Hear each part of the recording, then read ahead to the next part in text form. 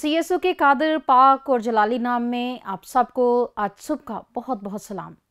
आप देख रहे हैं मॉर्निंग स्टार और मैं आपकी होस्ट एस्टर खालिद नाज मौजूद हूँ। आज खुदा के कलाम मुकद्दस में रहनुमाई करेंगे खुदा के बंदा पास्टर आसिफ हारून, और हमारी आज तलावत है उसको हम देखेंगे खरूज की किताब, उसका 14वां बाब और उसकी 15वीं आयत मुकद्दसा पर हम गौर करेंगे। आइए कलाम मुकद्दस को खोलें।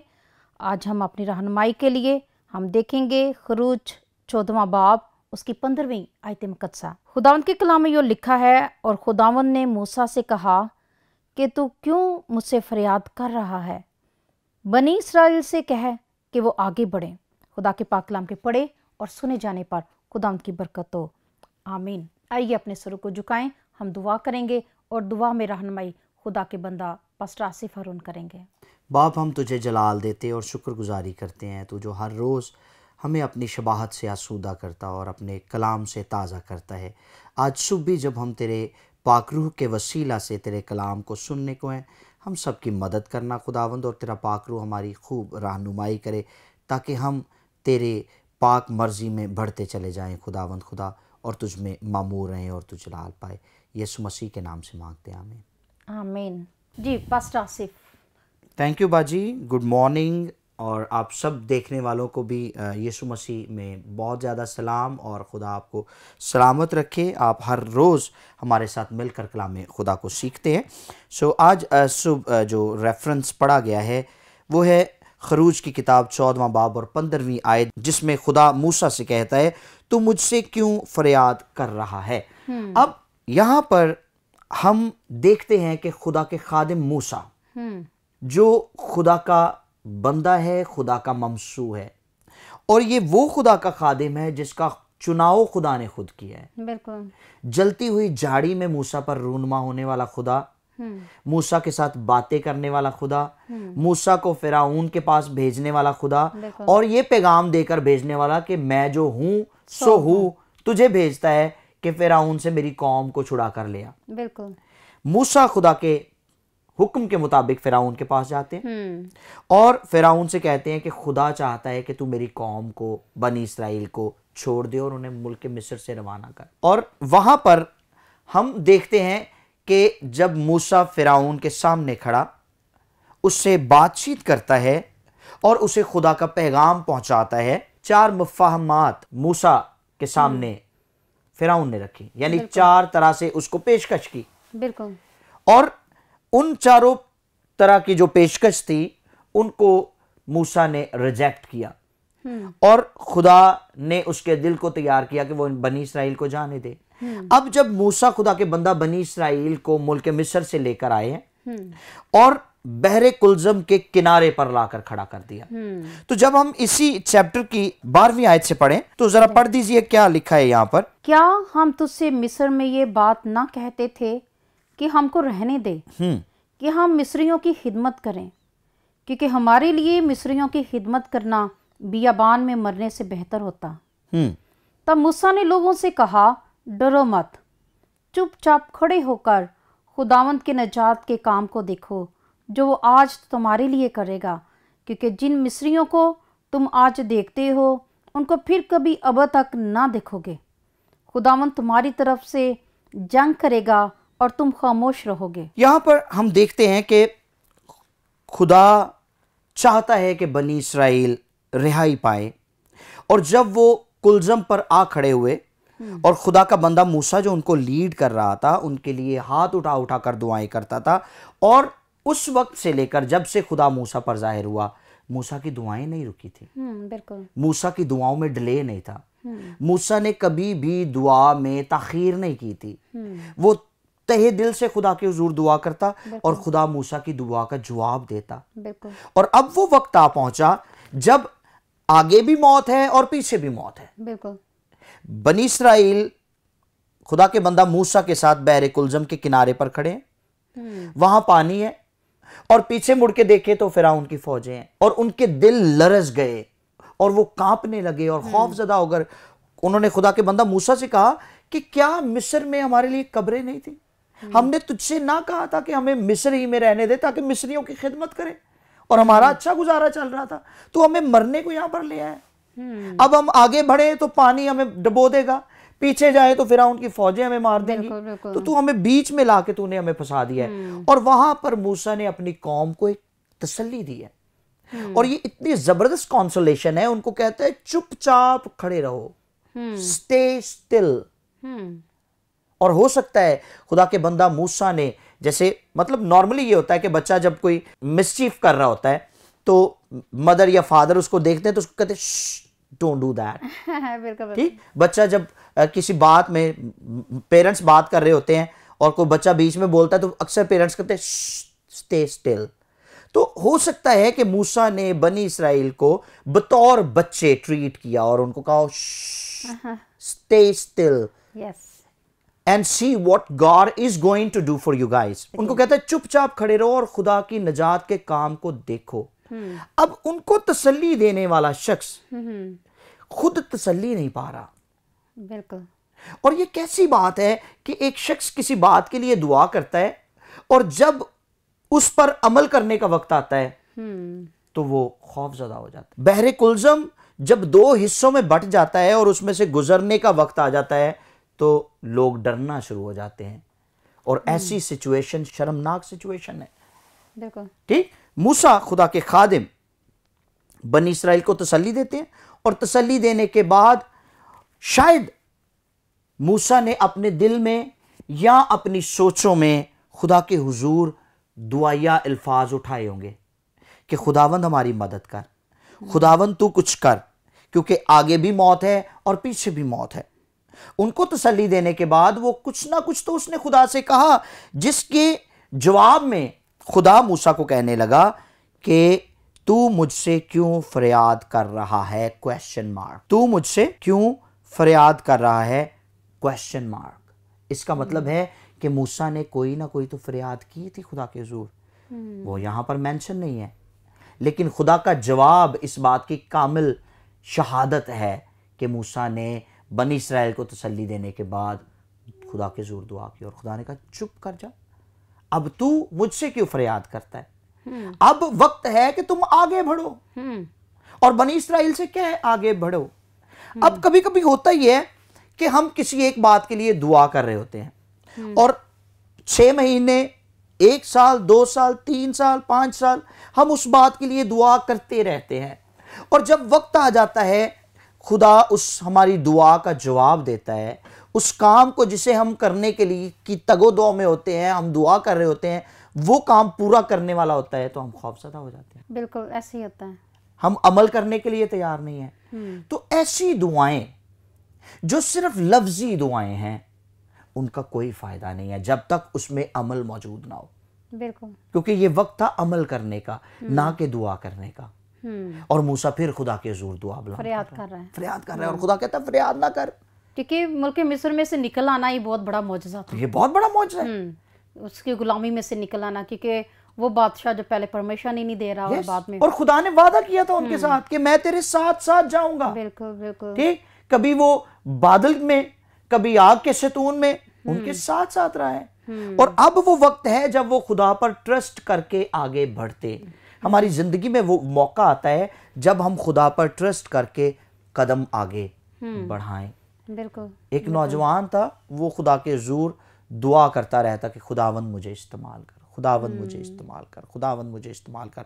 लेकिन बहुत सारे मौके आते जब खुदा उसे इस्तेमाल करना चाहता और वो इस्तेमाल नहीं होता, और कहता जब खुदा मुझे कहेगा तो मैं फिर इस्तेमाल होऊंगा। तो किसी खुदा के खादिम ने उससे कहा कि अभी वक्त है कि तू खुदा के लिए। बिल्कुल। और पास्टर खालिद साहब अक्सर एक बात करते होते हैं कि हमें जो है अवेलेबिलिटी जो है वो हमें प्रोवाइड करनी है। Yes, we have to be available for the lord. Ability नहीं बल्कि availability. Yes, not ability but availability. बिल्कुल, that is the demand. Yes, यहाँ भी यही बात है। एग्जैक्टली। तो मैं अक्सर संडे स्कूल में भी बच्चों को सिखाती होती हूँ कि मूसा जो है उसका चुनाव बचपन ही से हो गया। एग्जैक्टली। क्योंकि वो माँ के पेट में था। yes. और हम देखते हैं कि कैसे खुदा ने उसकी प्रोटेक्शन की है। फिर आगे हम अगर देखें, आगे भी देखें तो वहाँ भी हम देखते हैं कि मूसा ने जो एजुकेशन पाई है वो महल में रहकर पाई। जी बिल्कुल। और सारे अलूम, सारे कवानीन, सारे रूल रेगुलेशंस उसने लर्न किए हैं, सीखे हैं। तो फिर वहाँ से वो फिर खुदा उसे बियाबान में लेके गया है ताकि वो सीखे। बिल्कुल ऐसे ही है। अब बाज़ औक़ात ये होता है कि हमारी दुआ का जो जवाब होता है वो नहायत ही गैर तसल्ली बख्श होता है। क्यों ऐसा होता है? सपोज कोई शख्स है, वो किसी ख़ास पर्पस को लेकर दुआ कर रहा है और दुआ करता चला जा रहा है, और खुदा की तरफ से जो उसको जवाब मिल रहा है वो गैर तसल्ली बख्श है। उसको इत्मीनान नहीं हो रहा, उसको सुकून नहीं मिल रहा, उसके अंदर सेटिस्फैक्शन नहीं आ रही, बेचैनी सी लगी हुई है। इसकी वजह क्या है? इसकी वजह है रटी रटाई दुआएं। वो दुआ जो शायद दादा अबू करते थे, वही दुआ पापा जी ने भी सीख ली, और पापा जी भी दादा अबू वाली दुआ करते रहे, और फिर अब जो बेटा है वो पापा जी वाली दुआ कर रहा है। बिल्कुल बिल्कुल ठीक, नस्ल दर नस्ल, वो अल्फाज जो नस्ल दर नस्ल चलते आ रहे हैं, वो फिक्रात जो नस्ल दर नस्ल, हमने उनमें कभी बदलाव ही नहीं लाया, बिल्कुल कभी चेंजिंग नहीं आई, कभी हमने ऐसा महसूस नहीं किया कि भाई हमें इन अल्फाज से कहीं बढ़कर खुदा के ज़ोर। बिल्कुल। और आसिफ भाई एक बात और भी है कि जैसे अभी आपने कहा कि ये बातें नस्ल दर नस्ल जो है वो जाती हैं, तो यानी कि इसका मतलब है कि हमें खुदा के कलाम को पढ़ना चाहिए, और जैसे लिखा हुआ है कि तू रोज़ बरोज़ उसमें बढ़ता चला जा। यीशु मसीह के मुतालिक हम देखते हैं कि खुदा के कलाम में लिखा है कि वो रोज़ बरोज़ कुव्वत पाता गया और बढ़ता गया। तो हमें भी हर रोज़ जो है वो कुव्वत पानी है और आगे बढ़ना है। यहाँ भी खुदा ने कहा कि तुम चुपचाप खड़े रहो, और फिर मूसा को भी उन्होंने कहा कि तू फरियाद ना कर बल्कि आगे बढ़। तो ये हमारे लिए बहुत बड़ा ये आज लेसन है कि हम इंतज़ार मत करें, हमें आगे भी बढ़ना है, और अपनी दुआओं के साथ स्टिल खड़े ना रहें, हिम्मत करें, जुर्रत करें और आगे बढ़ें, क्योंकि जब हम पॉजिटिवली आगे बढ़ते हैं फिर खुदा खुद हमारी मदद करता है। अभी क्योंकि ब्रेक का वक्त हुआ चाहता है, कहीं मत जाइएगा, मिलते हैं ब्रेक के बाद।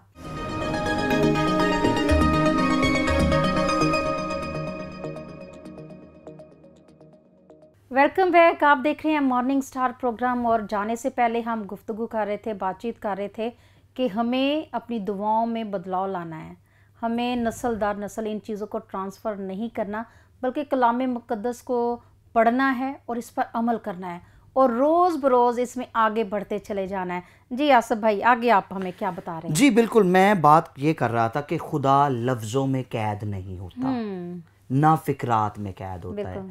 सो हमें ऐसी दुआ करनी है जो हमारे दिल से उठे, और जो दुआ दिल से उठती है वो असर रखती है। बिल्कुल बिल्कुल। और वही दुआ आसमान को भी खोलती बिल्कुल, है। बिल्कुल। तो अब प्रॉब्लम ये है कि लोग एक तो रटी रटाई दुआएं करना बहुत पसंद करते हैं, दूसरी बात यह है कि लोगों को तहरीरी दुआएं बहुत पसंद हैं। बिल्कुल, वो कहा जाए ना कि दुआ करे खाने के लिए, वो सारी दुआएं वो पढ़ देते हैं। यहाँ तक कि जो पासबानी खिदमत है वहां पर भी देखा जाता है कि पासबान रटी रटाई दुआएं करना बहुत पसंद, अगर पासबान करेंगे तो कलीसिया भी करेंगे, बिल्कुल फॉलो करेंगे, और हमें इन चीजों से बाहर निकलना चाहिए। बिल्कुल, और बामकसद दुआ होनी चाहिए जिसमें मकसद हो, और दुआ वो है जो तहरीक के साथ है। बिल्कुल। और फिर जब दुआ हम बामकसद करते हैं, फिर जो पाक रूह है वो हमारी रहनुमाई करता है, और फिर हमारे अंदर जोश जज्बा पैदा होता है कि हम और ज़्यादा दुआ करें और आगे बढ़ें। और जो रटी रटाई दुआ है वो जल्दी खत्म हो जाती है, जल्दी खत्म हो जाती है। हम कहते हैं हमारी दुआ खत्म हो गई है। यस। और फिर दूसरी बात यह है कि बाज़ औक़ात लोग अपने लफ्जों को दोहराते रहते हैं, रेपिटेशन बहुत होती है दुआ के अंदर, और रेपिटेशन वाइज देखा जाए तो हम इंसान होते हुए अगर दो लोग बातें कर रहे हैं और एक शख्स दूसरे के साथ गुफ्तगू करते हुए एक ही बात बार बार करेगा, तो दूसरा शख्स जो सुन रहा है वो उकताहट महसूस करेगा, वो इग्नोर करना शुरू कर देगा, और शायद वो उकता कर कहे कि क्या आपको कोई और बात नहीं आती, क्या आप बात को चेंज नहीं कर सकते। तो फिर मेरा सवाल ये है कि हम खुदा को क्यों लाइट लेते हैं, और क्यों हम वही अल्फाज दोहरा कर खुदा को बेजार करते हैं। बिल्कुल। इवन हम अपने बच्चों को देखें, हम सिखाते हैं, दुआ सिखाते हैं, तो हम मखसूस दुआ सिखाते हैं कि आप ऐसे दुआ करें, पापा के लिए करें, मामा के लिए करें। हालांकि उन्हें सिखाना चाहिए कि खुदा हमें हर रोज़ ज़िंदगी देता है, खुदा ने हमें आंखें दी हैं, खुदा ने हमें हाथ पाँव दिए हैं, हमें चलना सिखाया, तो ये सब खुदा के ही वसीला से। उनकी शुक्रगुजारी करें। ये दिन, ये रात, ये मौसम, हम उनकी शुक्रगुजारी करें। बिल्कुल। और उसके बाद बाज़ औक़ात ऐसा होता है कि हमारी दुआ का जो जवाब होता है वो जहालत को बेनकाब करता है। वो कैसे? वो इस तरह से कि हमें फक्त दुआ ही नहीं करना बल्कि अमल भी करना है। जो बात मैं शुरू में कर रहा था कि खुदा ने अपने बंदा मूसा से कहा कि तू मुझसे क्यों फरियाद कर रहा है, अब फरियाद ही करता चला जाएगा। अब वक्त है कि तू भी आगे बढ़ और बनी इसराइल भी आगे बढ़े, और मैं कुलजम को तेरे लिए खोल देता हूं और तू इसमें से अपनी कौम को लेके गुजर जा, मेरी कौम को लेके गुजर जा। ठीक। सो कभी कभी ऐसा होता है कि जो हमारी दुआ का जवाब होता है वो जहालत को बेनकाब करता है, क्योंकि लिखा है कि हुक्म मानना कुर्बानी चढ़ाने से बेहतर है। और खुदा के कलाम में मुकद्दस मुकाशफा की किताब में भी लिखा हुआ है कि इसको पढ़ने वाला और इसको सुनने वाला और इस पर अमल करने वाला मुबारक है। यस। तो फिर एक खुशखबरी हमें दी जाती है कि तू ईमान ला तो तेरा घराना निजात पाएगा, लेकिन ये तो नहीं लिखा हुआ कि तू दुआ कर तो तेरा घराना निजात पाएगा। दुआ करने का एक वक्त है। एक गुनहगार को दुआ करनी चाहिए कि खुदावन तू मुझे तौबा की नौबत दे, बिल्कुल बिल्कुल, मुझे तौबा का मौका दे।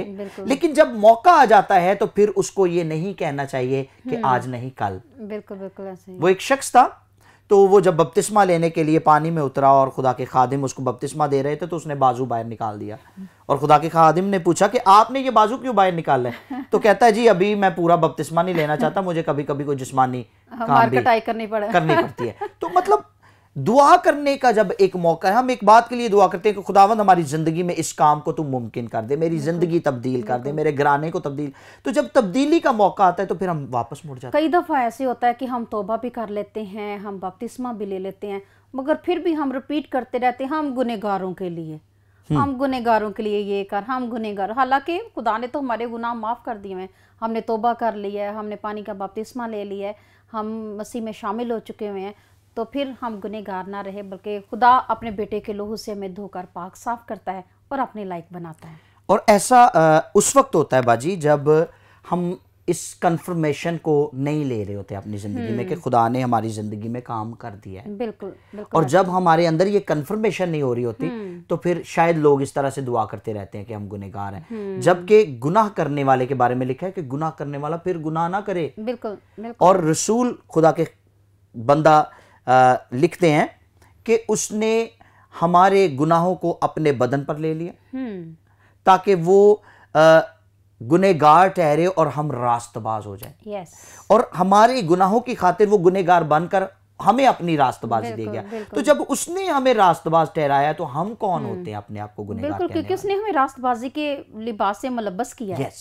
और हमें रास्तबाजी का लिबास मिल चुका हुआ है। अब इसका एक और पहलू इस तरह से है कि जो गुनहगार है उसको बेहसियत गुनहगार अपने दुआओं को अपनी रास्तबाजी के लिए भी इस्तेमाल नहीं करना चाहिए। गुनहगार को चाहिए कि वो तौबा करे, ना कि वो अपने गुनाह को कवर करने के लिए अपनी दुआ को उस रास्तबाजी के तौर पर इस्तेमाल करे। That's an other aspect.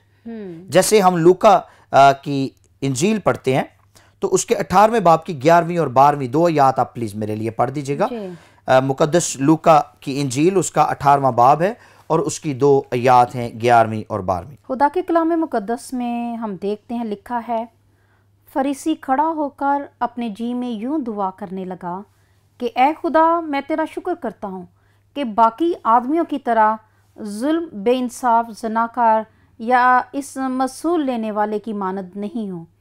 मैं हफ्ता में 2 बार रोज़ा रखता और अपनी सारी आमदनी पर दायकी देता हूँ, लेकिन मसूल लेने वाले ने दूर खड़े होकर इतना भी ना चाहा कि आसमान की तरफ आंख उठाए, बल्कि छाती पीट पीट कर कहा, ए खुदा, मुझ गुनहगार पर रहम कर। मैं तुमसे कहता हूँ कि ये शख्स दूसरे की निस्बत रास्तबाज ठहर कर अपने घर गया, क्योंकि जो कोई अपने आप को बड़ा बनाएगा वो छोटा किया जाएगा। आमीन आमीन। अब ये है वो पहलू जिसको मैं डिस्क्राइब करना चाह रहा हूँ कि ये शख्स जो गुनहगार था वो पीछे खड़ा रहा और उसने आसमान की तरफ निगाह भी नहीं की और उसने अपने आप को महसूस किया है कि मैं कहां पर खड़ा हूं और उसने खुदा से रहम की अपील की है। लेकिन जो अपने आप को बहुत बढ़ा चढ़ा रहा था, समटाइम्स लोग अपनी रास्तबाजी को रिप्रेजेंट कर रहे होते हैं, ठीक, डिमॉन्स्ट्रेट कर रहे होते हैं कि मुझसे बढ़कर कोई रास्तबाज नहीं है, तो वो शख्स दर हकीकत अपने आप को धोखा दे रहा होता है। ऐसे शख्स को चाहिए कि वो अपनी दुआ को भी दुरुस्त करे और दुरुस्त तौर खुद पर को भी करे। अमल भी कर बिल्कुल सके। बिल्कुल। अब इसके बाद जब हमारी दुआ सुनी जाती है तो फिर उसका पॉजिटिव आंसर क्या आता है। हम ज़बूर 116 और उसकी दूसरी आयत को कलाम खुदा में से देखते हैं। यहाँ पर लिखा है, क्योंकि मैं जानता हूँ कि मेरी दुआ सुनी जाएगी, इसलिए कि मेरे दिल में ज़बरदस्त ख्वाहिश है कि मैं खुदा से दुआ करूँ। मैं खुदावंद से मोहब्बत रखता हूँ क्योंकि उसने मेरी फरियाद और मिन्नत सुनी है। और जब हमारी दुआ दुरुस्त होती है, दुरुस्त से मुराद ये है कि जब हमारी दुआ में खुदगर्जी मौजूद नहीं होती, जब हमारी दुआ तहरीरी नहीं होती, जब हमारी दुआ में रट्टा नहीं होता, ठीक, और जब हमारी दुआ बाअमल होती है, जैसे ईमान बाअमल, इसी तरह से दुआ बाअमल होती है, तो फिर खुदा की तरफ से हमें पॉजिटिव जवाब मिलता है। बिल्कुल। और फिर आसमान खोलता है। बिल्कुल ऐसे ही है। मेरा बेटा है, वो रात को सोते हुए मैं जब ऐसे कहती ना कि आप दुआ करके सोएं, तो 2 सेकंड में दुआ करके तो लेट जाएगा। मैं उससे फिर पूछती आपने कौन सी दुआ की है? मामा जी मैंने कर लिया दुआ। तो फिर मैं उससे कहती नहीं बेटा आप ये दुआ ना करो रटी रटाई नहीं, बल्कि आप दिल से दुआ करो कि खुदा आपको बरकत दे। तो फिर वो दोबारा उठता है। फिर मैं से कहती गीत गा के खुदा की हजूरी में मुकम्मल खुद को पेश करके तो फिर मेरा बेटा दुआ करो, और फिर वो ऐसा ही करता है। फिर सम टाइम मैं खुद भी उसके साथ शामिल होती हूँ ताकि ये लर्न करे कि कैसे दुआ करनी है, कैसे हमें खुदा की हजूरी में आना है। तो वाकई ऐसा ही होता है, हमें खुदा की हजूरी में जब हम आते हैं तो हमें पूरे दिल, पूरी जान और पूरी अकल से हमें दुआ करनी है, क्योंकि खुदा के कलाम में लिखा हुआ कि तू अपने पूरे दिल और अपनी पूरी जान और पूरी अकल से खुदावंद अपने खुदा से मोहब्बत रख। और जब हम दुआ करते हैं तो ये हम अपने खुदा को उसके सामने मोहब्बत का इजहार भी कर रहे होते हैं कि हम आपके बच्चे हैं, हम आपके बेटे बेटियां हैं, हम आपकी हजूरी में आए हैं, तो हमें उसकी हजूरी में झुकना है। यस, अपने दिल को खोलना है। और गहरी रिफाकत का मतलब ये है कि हम खुदा से दिल की बातें कहें। ऐसा ही है। और फिर दुआ का मतलब ये भी नहीं है कि हम बोलते चले जाएं और खुदा खामोश रहे। बिल्कुल बिल्कुल। दुआ चूंकि एक गुफ्तगू का नाम है, इलाही गुफ्तगू का नाम है, इसलिए इसमें 2 तरफा कम्युनिकेशन बहुत जरूरी है कि हम बोलें और फिर हम खामोश रहें और खुदा को सुने। जो बात मूसा खुदा के खादिम ने बनी इस्राएल से कही कि चुपचाप खड़े रहो और खुदा की नजात के काम को देखो, क्योंकि मूसा जानते थे कि अब खुदा बोलने वाला है। और खुदा ने जवाब दिया और खुदा ने कहा कि तू मुझसे क्यों फरियाद करता है। बिल्कुल ऐसे ही है। कई दफा खुदा का काम भी हम अपने जिम्मे ले लेते हैं। जिनके जो खुदा ने करना होता है वो भी अपने जिम्मे लेके हम कहते हैं कि हम ही खुदा बन जाएं।